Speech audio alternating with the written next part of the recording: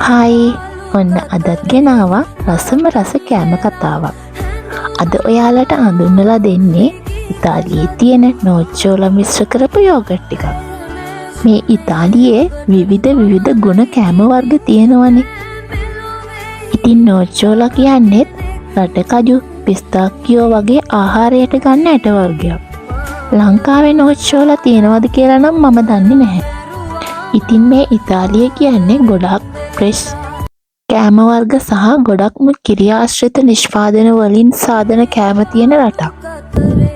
ඉතින් මේ යෝගට් එකත් ගහලා තියෙනවා 100%ක්ම ඉතාලියන් ලාත්තේ. ඒ කියන්නේ ඉතාලියන් ෆ්‍රෙෂ් මිල්ක් වලින් සාදන යෝගට් එකක් කියලා.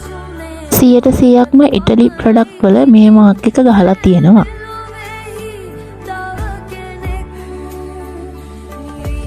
ඉතින් මේ යෝගට් එක ගොඩක් රසයි, ගොඩක් ගුණයි. එහෙනම් ආයෙත් අලුත් රස කතාවක් අරන් එනකම් ගිහින් එන්නම්. චාෝ.